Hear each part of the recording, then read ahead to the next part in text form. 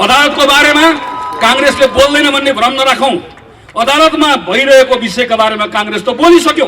सम्माननीय अदालतका श्रीमानहरुलाई हामी भन्न चाहन्छौं, हामी जनताका प्रतिनिधि हौं। नजानेर नबुझेर धारा 1 2 3 4 5 6 7 लेखेको होइन। बहुमत प्राप्त प्रधानमन्त्रीले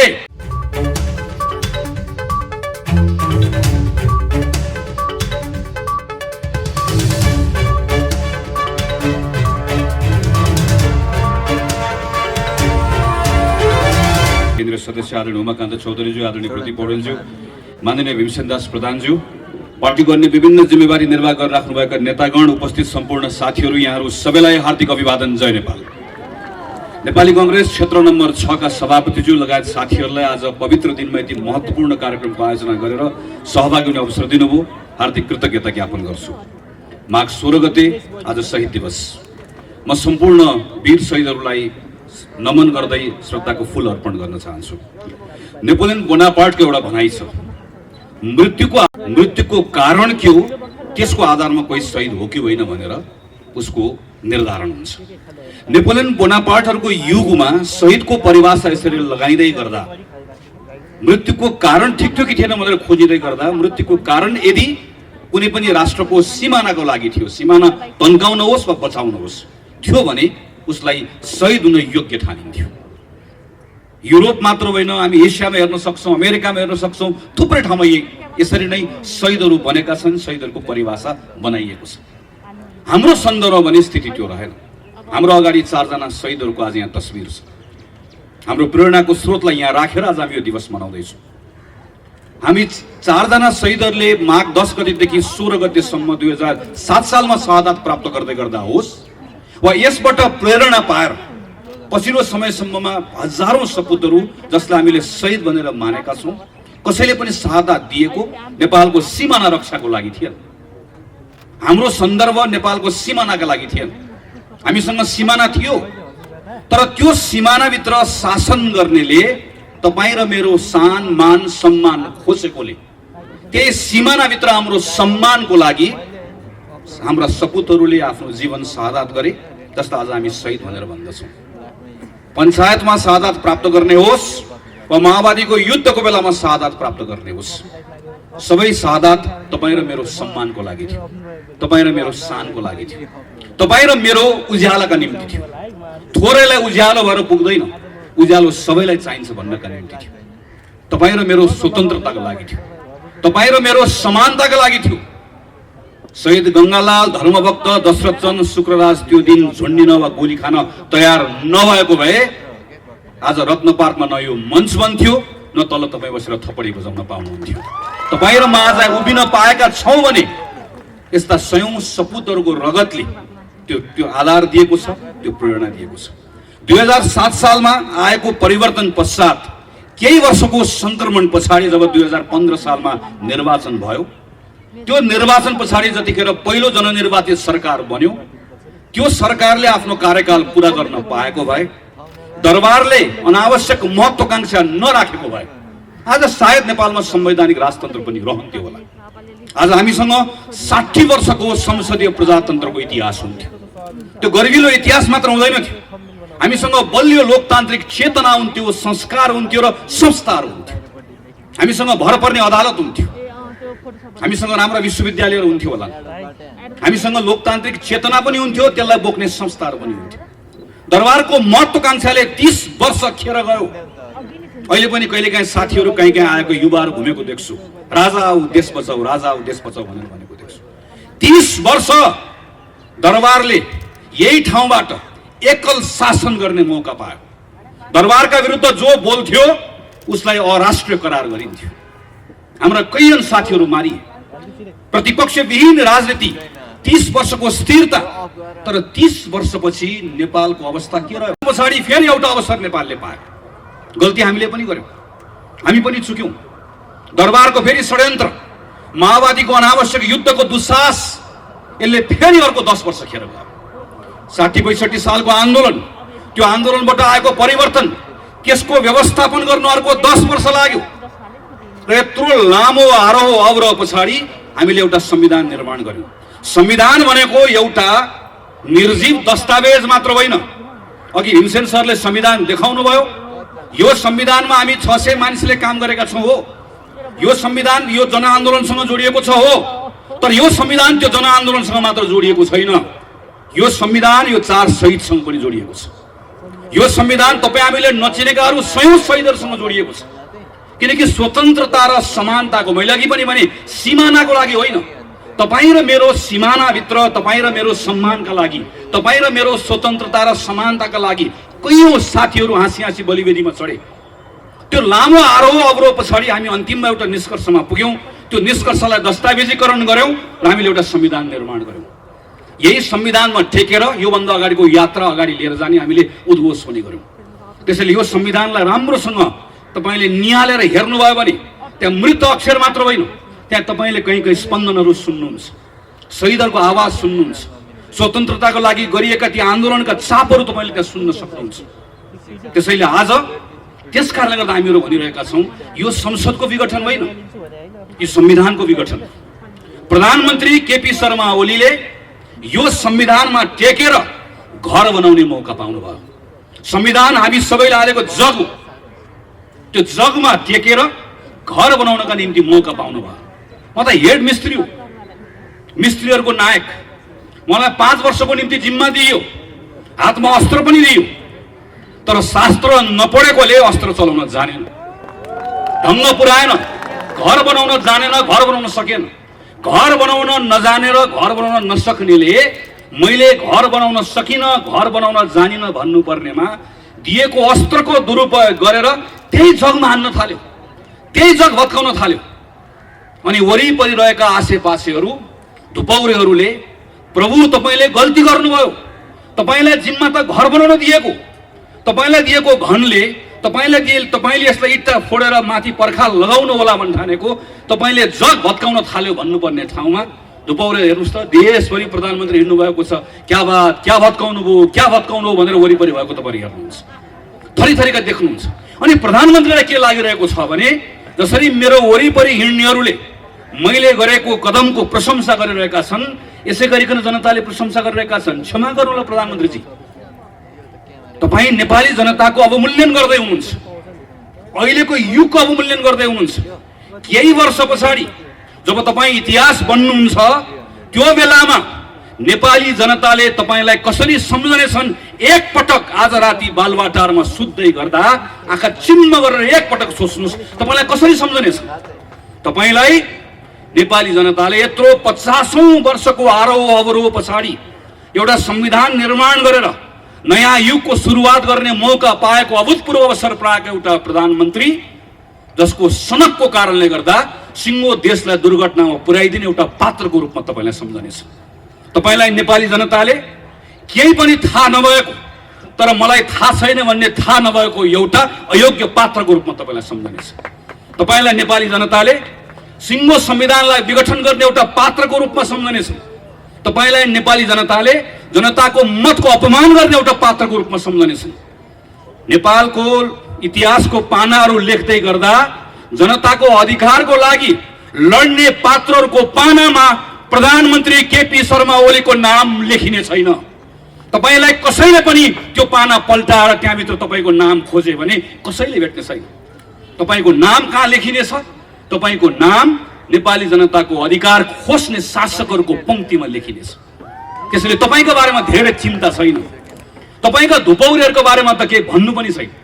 चिन्ता तपाईको होइन, प्रश्न तपाईलाई मात्र होइन, प्रश्न भोलि हामीलाई पनि हुन्छ। चिन्ता आज आफ्नै गर्नुपर्ने बेला आएको छ। त्यो बेलामा इतिहासले हामीलाई पनि प्रश्न गर्नेछ।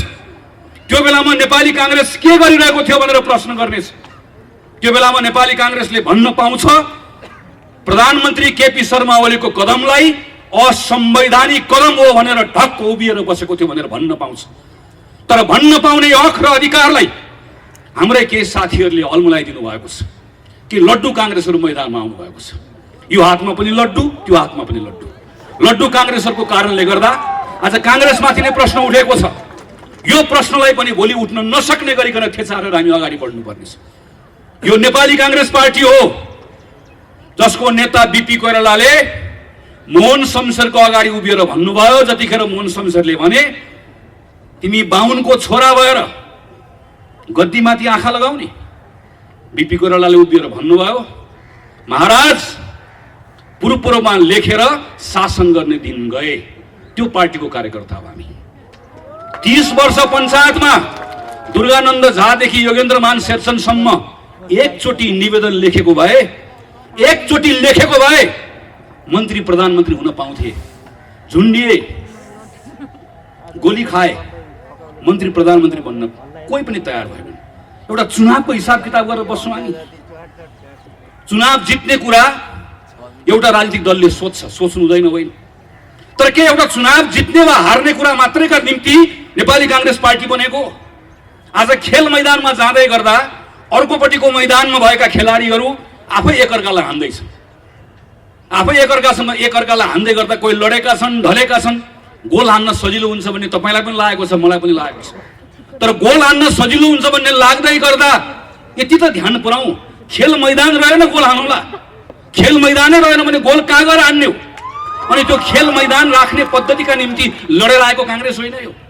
त्यसैले आजको दिन नेपाली कांग्रेसको प्रत्येक साथीले आफैलाई प्रश्न गर्नुपर्छ, यदि कोही अलमलमा छ भने, तपाईँ निर्वाचनको पक्षमा कि संसद पुनर्स्थापनाको पक्षमा? गलत प्रश्न।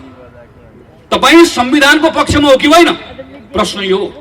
तपाईँ संविधानको पक्षमा हो भने तपाईँ जनताको पक्षमा हो कि होइन? तपाईँ न्यायको पक्षमा हो कि होइन? तपाईँ आज न्यायको पक्षमा हो कि अन्यायको पक्षमा हो? तपाईँ आज संविधान र जनताको पक्षमा हो कि यो संविधानलाई विघटन गर्ने तत्त्वहरूको पक्षमा हो? प्रश्न यो प्रश्नमा नेपाली कांग्रेस पार्टीले स्पष्ट निर्णय गरेर आफूलाई उभ्याएको छ। यो निर्णयलाई आजको दिनमा कतिपय ठाउँमा साथीहरू अल्मलिनु भएको छ, कतिपय अभिव्यक्तिले अल्मलिनु भएको छ। म तमाम साथीहरूलाई आग्रह गर्छु, पार्टीको जुनसुकै तहको नेता होस्, पार्टीको निर्णयले बाँधिएको छ र पार्टीको निर्णय यही हो। पुष 5 गते प्रधानमन्त्री केपी शर्मा ओलीले गर्नुभएको काम असंवैधानिक हो। असंवैधानिक केपी ओलीको कदम मुर्दाबाद पार्टीको नारा यही हो। योभन्दा दायाँ बायाँ न नेपाली कांग्रेसको निर्णय छ, न कसैले निर्णय गराउन पाउँछ। प्रश्न कांग्रेसलाई मात्र होइन, प्रश्न अदालतलाई पनि आउँछ। के साथीहरू के भन्नुहुन्छ भने अदालतको बारेमा बोल्नु हुँदैन। म फेरि भन्छु, बिपी कोइरालाको पार्टीको कार्यकर्ता हो हामीहरू र यही बिपी कोइराला हो जसले सर्वोच्च अदालततर्फ हेरेर भन्नुभयो, यो अदालत हो श्रीमान, न्यायको 4 किल्लाभित्र न्यायको हत्या नहोस्। दायाँ नहेर्नुहोस्, बायाँ नहेर्नुहोस्, वर नहेर्नुहोस्, पर नहेर्नुहोस्, न्याय गर्नुहोस्, विवेक पुर्याउनुहोस्। अदालततर्फ हेरेर पञ्चायतको बेलामा फाँसी मुद्दा लागेको बेलामा बोलेका बिपीका कार्यकर्ताहरू आज रामशाह पद देखेर पर भागेर अदालतको बारेमा बोल्दैनौ भनेर भन्छ भने ती कायरहरू मात्र हुन सक्दछ। अदालतको बारेमा कांग्रेसले बोल्दैन भन्ने भ्रम नराखौँ। अदालतमा भइरहेको विषयका बारेमा कांग्रेस त बोलिसक्यो र कांग्रेस बोलेर भनिसक्यो पुष 5 गतेको कदम असंवैधानिक हो। अब अदालतले योभन्दा दायाँ बायाँ फैसला गर्दैन भन्ने हाम्रो विश्वास हो। अदालतले गर्न सक्दैन, अदालतले गर्नु हुँदैन भन्ने हाम्रो मान्यता हो। अदालत प्रतिको प्रचुर विश्वास हो र विश्वासको आधार छ। अघि साथीहरूले चर्चा गरिसक्नु भयो। यही संविधान सभामा हामीहरू काम गर्दै गर्दा आदरणीय नेता कृष्णप्रसाद सिटौलाको नेतृत्वमा मस्यौदा समितिभित्र काम गर्दै गर्दा त्यही संविधान सभाबाट लेखिने संविधानमा भएको नेपालका कम्युनिस्ट पार्टीका साथीहरूको प्रस्ताव थियो अदालतलाई संसद मातहत राख्नुपर्छ। प्रस्ताव थियो एउटा संसदीय समितिले अदालतलाई हेर्नुपर्छ। हामीले भने हुँदैन, अदालतको स्वतन्त्रताको पक्षमा हामी रोप्यौँ। यही संसदले अदालतको सम्मान राख्यो। अब हामी चाहन्छौँ अदालतले संसदको सम्मान राखोस्। श्रीमानहरूलाई हामीहरू भन्न चाहन्छौँ, तपाईहरू संविधान पल्टाएर हेरिराख्नु भएको छ, हेर्ने त्यही नै हो। संविधानको अक्षरहरू पढिराख्नु भएको छ, धाराहरू पढिराख्नु भएको छ, पढ्ने त्यही नै हो। तर संविधानको धाराहरू, त्यो अक्षरहरू शून्यबाट आएका होइनन्। त्यसको सृजना कहाँबाट भयो? त्यो कहाँबाट आयो, कहाँबाट जन्मियो? त्यही संविधान सभाबाट जन्मियो। त्यो 2टा संविधान सभामा काम गरेर आएको सदस्य हुँ म। पहिलो संविधान सभाको एउटा छलफल तिथि मिति याद छ। म सुभाष नेमाङको कोठाभित्र भएका छलफलहरू अहिले पनि सम्झिरहेको छु। पहिलो संविधान सभाबाट संविधान बनेको भए आज नेपालमा संसदीय व्यवस्था रहने संविधानै बन्दैन थियो। त्यो यात्रा पार गरेर हामीहरू दोस्रो संविधान सभामा आयौँ। एकातिर हामीलाई प्रत्यक्ष निर्वाचित कार्यकारी जस्तो भइदियोस् भन्ने चाहना, अर्कोतिर स्थिरता भइदियोस् भन्ने चाहना। तर अर्कोतिर संसदीय व्यवस्था पनि रहिदियोस्, नत्र भए नेपालको विविधताको प्रतिनिधित्व हुन सक्दैन भन्ने यथार्थको बोध। त्यसका बीचमा हामीले एउटा निर्णय गर्यौं, हामी संसदीय व्यवस्था राख्छौं, तर यस्तो संसदीय व्यवस्था राख्छौं जसमा हुने व्यवस्था न भूत हो न भविष्य। संसारको कुनै पनि देशको संविधानमा नभएको व्यवस्था तपाईँ हाम्रो संविधानमा हामीले राखेका छौं। एउटा संविधान कसैले मलाई बताइदियोस् जसमा संसदीय व्यवस्थामा संसदबाट निर्वाचित भएको प्रधानमन्त्रीलाई 2 वर्ष अविश्वासको प्रस्ताव राख्न नपाउने कुनै एउटा संविधान छ? 2 वर्ष अविश्वासको प्रस्तावको बारेमा जब प्रधानमन्त्री निर्धक्क भएर बस्नुभयो त्यो बेलामा नेपालको संविधान सिरानी राख्ने, अनि आज जब यो संविधानले तपाईलाई विघटन गर्न दिएन अनि त्यो बेलामा भारतको संविधानले यसो भन्छ, बेलायतको संविधानले यसो भन्छ, त्यसो भए भारत जानुस्, त्यसो भए बेलायत जानुस्। यो नेपाल हो श्रीमान, यो नेपालको संविधान लाग्छ र नेपालको संविधानमा बहुमत प्राप्त प्रधानमन्त्रीले संसद विघटन गर्न पाउने कुरा लेखिएको छैन। अदालतमा कहिलेकाहीँ चिन्ता व्यक्त गरेको सुनिन्छ, बहुमत प्राप्त प्रधानमन्त्रीले सरकार चलाउन मन नलाग्यो भने के गर्ने? हामीले श्रीमानलाई भनेका छौं त्यसो भए बहुमत प्राप्त प्रधानमन्त्री खुरुक घर जाने, घर बस्न मन नलागे वन जाने। त्यो भन्दा बाहेक यो संविधानले बाटो देखाउँदैन। यो संविधानको धारा 76 मा छलफल भइरहेको छ। धारा 76 लेख्ने संविधानको मस्यौदा समितिको संयोजक यही हुनुहुन्छ, म त्यसको सदस्य। सम्माननीय अदालतका श्रीमानहरूलाई हामी भन्न चाहन्छौं, हामी जनताका प्रतिनिधि हौं। नजानेर नबुझेर धारा 1, 2, 3, 4, 5, 6, 7 लेखेको होइन। बहुमत प्राप्त प्रधानमन्त्रीले संसद भङ्ग गर्न पाउँछ भनेको भए, गर्न पाउँछ भन्ने लेख्नुपर्छ भनेको भए लेख्न नआउने हो, पढ्न नआउने हो। सरासर 2047 सालको संविधानको धारा 53 जस्तो बहुमत प्राप्त प्रधानमन्त्रीले संसद भङ्ग गर्न पाउने छ भनेर लेखिहाल्थ्यो। बहुमत प्राप्त प्रधानमन्त्रीले गर्न पाउँदैन भनेरै त्यस कारणले गर्दा गर्न नपाइने व्यवस्था गरेको। यति कुरा प्रष्टसँग लेख्दै गर्दाखेरि पनि संविधानको व्याख्या गर्दै गर्दा तलमाथि हुन्छ भने प्रश्न उठ्छ श्रीमान, प्रश्न उठ्छ, जवाफ दिनुपर्ने हुन्छ। किनकि अदालतले पनि लेखेको कुरा व्याख्या गर्ने हो, काल्पनिक कुरा अदालतले पनि थप्न पाउँदैन। यो संविधानमा थपघट गर्न पाउने अधिकार अदालतले पनि छैन, लेखेको कुराको व्याख्या गर्ने मात्रै हो। यति मात्र होइन, तपाईँ प्रत्येक नेपाली नागरिकले यो कुरा मनन गर्नुपर्छ। प्रधानमन्त्री केपी शर्मा ओलीको विघटनको यो प्रस्ताव सदर हुने हो भने यो भन्दा ठूलो लोकतन्त्रमा जनताको निर्वाचनको अर्को अपमान हुन सक्दैन। हाम्रो संविधानमा त लेखिएको छैन। कहिलेकाहीँ के कुरा गरिन्छ भने संसारको विभिन्न संविधानमा भएको व्यवस्थाको कुरा गरिन्छ, संसदीय व्यवस्थाको कुरा गरिन्छ। हाम्रो संविधानमा नलेखेको तर संसदीय परम्पराको कसैले बहस गर्छ भने पनि एकपटक पल्टाएर हेरौं। एउटा संसद विघटन गरेको घटना कसैले मलाई बताइदियोस् जहाँको प्रधानमन्त्रीले के भन्छ भने यो संसदमा सम्पूर्ण रूपमा मेरो बहुमत थियो, संसदमा मलाई केही पनि समस्या भएको थिएन, तर राति सुतेको बिहान उठ्दै गर्दा भङ्ग गर्न मन लाग्यो, मैले भङ्ग गरिदिएँ। प्रधानमन्त्रीको पत्रले यो भन्दा अरु केही भन्छ? तपाईले पत्र पढ्नु भएको छ एकपटक? प्रधानमन्त्री के भन्नुहुन्छ भने मलाई 2/3 बहुमत चाहियो, त्यस कारणले गर्दा मैले संसद भङ्ग गरिदिएँ। अब 2/3 बहुमत दिनुस्। त्यसपछि प्रधानमन्त्री के भन्नुहुन्छ भने 2/3 पुगेन, सम्पूर्ण चाहियो भन्नुहुन्छ। त्यो भन्न पाइने हो नि त। एउटा व्यवस्था कसैले देखाइदियोस्, एउटा अभ्यास देखाइदियोस् जहाँ संसदमा समस्या नरहिकन संसद विघटन भएको होस्। भएको छैन, कहीँ पनि हुँदैन। हाम्रोमा त पाइनै पाइँदैन, पाइने ठाउँमा पनि हुँदैन। संसदमा समस्या आएपछि बल्ल संसद भङ्ग गर्ने अभ्यास संविधानमा व्यवस्था भएका देशहरूमा छ, हाम्रोमा त त्यो पनि छैन। त्यसैले हामी श्रीमानहरूतर्फ फर्केर भनिरहेका छौँ, केही हेर्नु पर्दैन, हाम्रो संविधान मात्र हेर्दिए हुन्छ। प्रधानमन्त्रीले अदालतमा चलिरहेको कुरालाई तमासा भनेर भन्नुभयो। तमासा भन्ने कुरालाई अदालतले कसरी लिन्छ अदालतले जान्ने कुरा हो। केही पूर्व प्रधान न्यायाधीशहरूले अदालतको अ पनि उच्चारण गर्नु भएन। उहाँले जम्मा एउटा कुरा भन्नुभयो, प्रतिनिधि सभाको विघटन संविधानलाई नेपाल संविधानका हिसाबले पनि राजनीतिक हिसाबले पनि यसले गतिरोध उत्पन्न गरेको छ भनेर भन्नुभयो। भनेको त्यति मात्रै हो। त्यति भनेको आधारमा आज पूर्व प्रधान न्यायाधीशहरूलाई अदालतको अपहेलनाको मुद्दा लागेको छ। अदालतको प्रक्रिया छ, म प्रक्रियाको सम्मान गर्छु।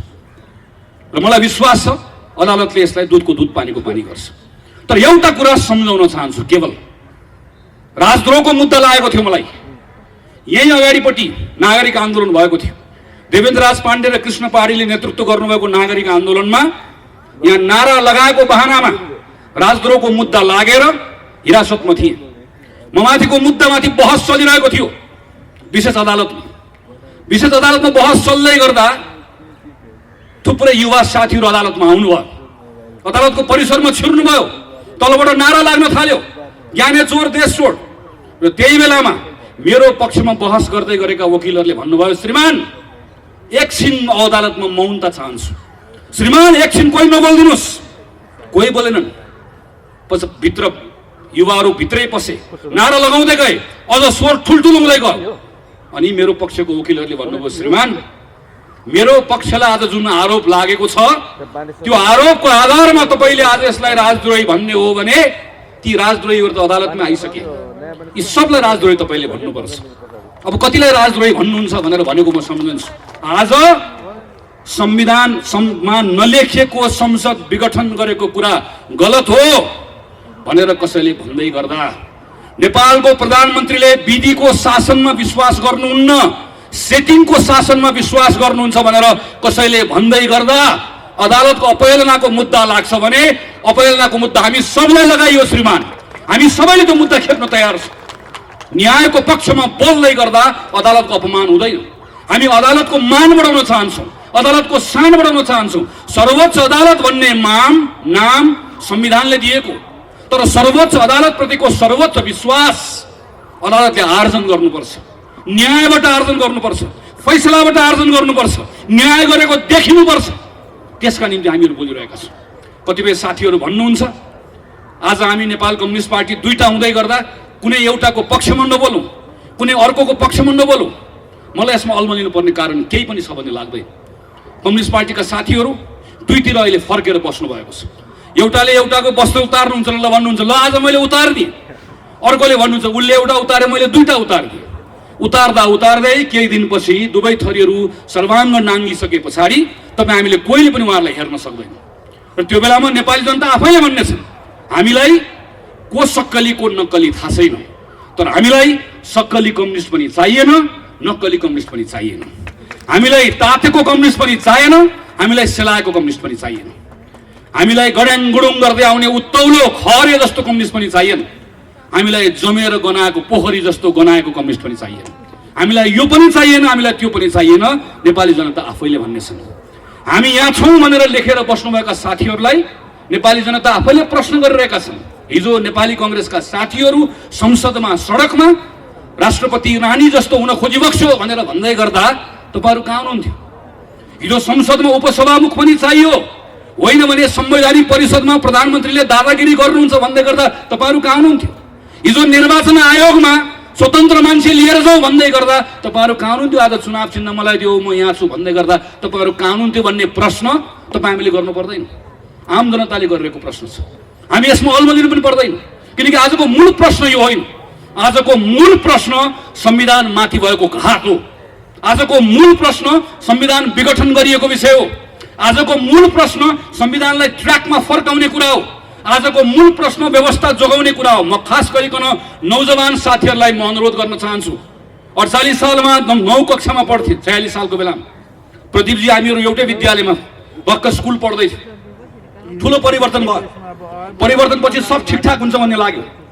धेरै कुरा भनेको जस्तो भएन। माओवादी आयो, बन्दुक बोकेर आयो, व्यवस्था बदल्छु भनेर आयो, दरबार आयो, व्यवस्था बदल्छु भनेर आयो। त्यो बेलाका युवाहरूको त्यो क्षणिक आवेगमा, क्षणिक नैराश्यतालाई त्यसको दुरुपयोग गरेर अनेकन शक्तिहरू आयो।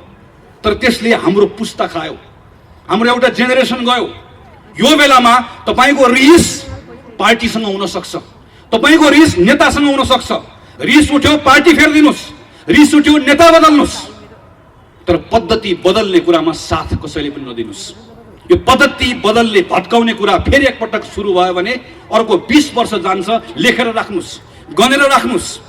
तपाईँलाई मन परेन मूर्ख शासक बदलिदिनुहोस्, तर मूर्ख शासकको हुकुमले चल्ने पद्धतिले नेपालको हित हुँदो रहेनछ भन्ने कुरा इतिहासले बताएको छ। पटक पटक प्रमाणित भएको छ। त्यसैले यो बेलामा कोही प्रतिको माया राख्नु पर्दैन, कोही प्रतिको दुराग्रह पनि राख्नु पर्दैन। तपाईँ काङ्ग्रेस हुनै पर्दैन। काङ्ग्रेस हुने, काङ्ग्रेसलाई मत हाल्ने कुरा आउँछ त्यो दिन गर्नु होला। यो पटक तपाईँ एउटा नेपाली नागरिक भएर सोच्ने हो।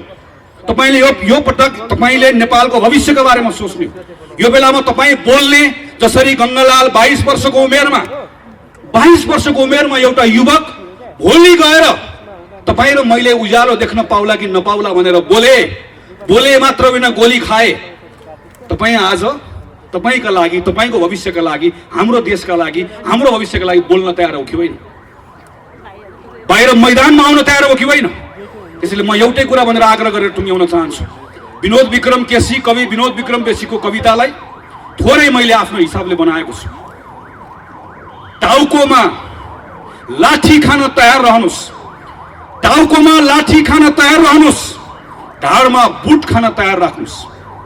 टाउकोमा लाठी खान तयार रहनुस्, ढाडमा बुट खान तयार रहनुस्, छातीमा गोली खान तयार रहनुस्, मस्तिष्कलाई जेलको हावा खान तयार राख्नुस्, मनलाई मृत्युलाई मै खानको लागि तयार राख्नुस्, मनलाई मृत्युलाई मै खानको लागि तयार राख्नुस्। नत्र तानाशाहसँग हार खाएर इतिहासको गाली खान तयार रहनुस्। इतिहासको गाली खाने हो वा लड्ने हो आफ्नो हकका लागि, आफ्नो अधिकारका लागि। आज शहीद दिवसमा त्यही भएर मैदानमा आएको। संकल्प गर्ने हो कि होइन? बोल्ने हो कि होइन? लड्ने हो कि होइन? डट्ने हो कि होइन? त्यही साहसका साथ, संकल्पका साथ देशभरिका साथीहरू उठ्नुहुन्छ भन्ने विश्वास गर्दै मेरो कुरा टुङ्ग्याउँछु। धन्यवाद, नमस्कार, जय नेपाल।